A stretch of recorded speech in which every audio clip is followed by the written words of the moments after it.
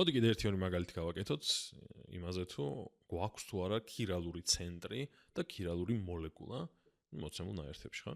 ესე იგი, პირველ რიგში მოდი დავიწყოთ ამით და გამოვრიცხოთ კანდიდატები, რაც მარტივად ირიცხება. მაგალითად, ეს ნახშირბადი არის სამ წყალბადთან დაკავშირებული, ანუ ორ-ერთი და იმავე ორ-ერთსა და იმავე რამესთან დაკავშირებული რომ იყოს, უკვე გამოირიცხება, ასე რომ სამთანაა, ცხადია გამოირიცხა.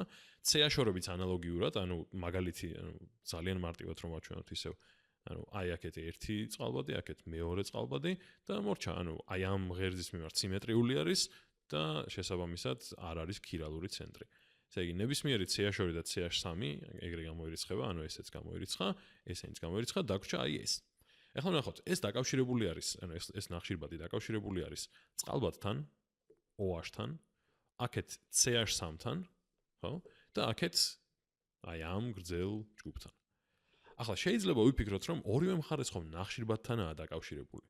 მაგრამ სინამდვილეში ეგ არ განაპირობებს იმას, რომ ერთი და იგივეა ორივე მხარეს, რასაც უკავშირდება, ხო? ანუ აქ გავაკეთებ ესეთ პატარა ჩანახატს. ესე იგი, ზემოთ გავაკეთოთ ისე OH-ი. ქვემოთ ვაჩვენოთ, რომ დაკავშირებული არის მარჯვნივ ესე წყალბადთან, მაგრამ ერთ მხარეს ახლა აქვს CH3, ესე იგი, ერთ მხარეს აქვს ეს მეთილის ჯგუფი და ანუ მოდი დავაწერ კიდეც ამას.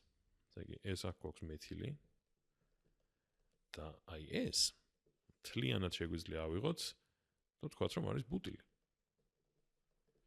ანუ შეგვიძლია აქ ნახაზი გავაკეთოთ, ესე,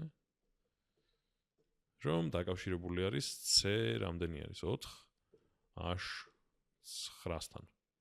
და აშკარად იკვეთება, რომ 4 სხვადასხვა ჯგუფთანაა კავშირში, რაც პირდაპირ მიუთითებს იმას, რომ აქ გვაქვს ქირალური ნახშირბადი, ან ქირალური ცენტრი, ან სტერეოცენტრი, ან ასიმეტრიული ნახშირბადი. ყველა სწორი სახელი არის ამისთვის. ესე იგი, ამ ნაერთში ვიპოვეთ ქირალური ცენტრი და თვითონ ეს მოლეკულა იქნება ქირალური მოლეკულა. აი, ახლა მოდი აი ეს გავარჩიოთ. პირველ რიგში მოდი სახელი დავარქვათ უცებ ამას, გავივარჯიშოთ სახელის დარქმევაში. გადავნომრავ აქედან 1 2 3 4 5 ამ ფერებში, იმიტომ დავწერე რომ მაინც რა ვიცი, არ დაგვაბნიოს მე რაოდენობებში. ეს რა იქნება ახლა? ეს იქნება 1 3 დიპტორო ციკლოპენტანი. ესეც პატარა გავარჯიშება სახელის დარქმევაში. კარგი, ახლა მოდი დავუკვირდეთ, მოდი ეს მაინც ხელს შემიშლის ალბათ და წავშლი. არა საჭირო. მოდი დავუკვირდეთ ახლა გვაქვს თუ არა აქ ქირალური ცენტრი. ნუ C-აშორები გამოირიცხა, როგორც ვთქვით, ეგრევე. ანუ ისე რა მარტივი დემონსტრაცია იმის თუ რატომ არის C-აშორი, რატომ არ არის რატომ აკეთებ ეს? რატომ არ არის C-აშორი სიმეტრიული, კი არა, ასიმეტრიული, რატომ არის ცუდი კანდიდატი ქირალურობისთვის? იმიტომ რომ აი აქ, აი ეს არის C-აშორი, ხო? აი ეს ტიპი არის C-აშორი და აქეთ-იქით დაკავშირებულია ორ ნახშირბადთან. აი ესე გავატარებ ღერძს და ამის გარშემო რომ ავრეკლავ, ზუსტად მივიღებ იგივე რაღაცას, ხო? ანუ ავრეკლე და მაინც იგივე დარჩა. ესე იგი სიმეტრიულია. ზოგადად სიმეტრიას კარგი ზოგადი განმარტება აქვს. რაღაც ცვლილებას თუ ჩაუტარებ რამე ობიექტს და ამ ცვლილების შემდეგ იგივე დარჩა, ესე იგი მაგ ცვლილების მიმართ არის სიმეტრიული. მაგალითად ეს ავრეკლე ამ ღერძის მიმართ იგივე დარჩა, ესე იგი ამ ღერძზე არეკლის მიმართ სიმეტრიულია. შესაბამისად არ არის კარგი კანდიდატი ქირალურობის. ან უფრო მკაცრად ვთქვათ, არ არის ქირალური.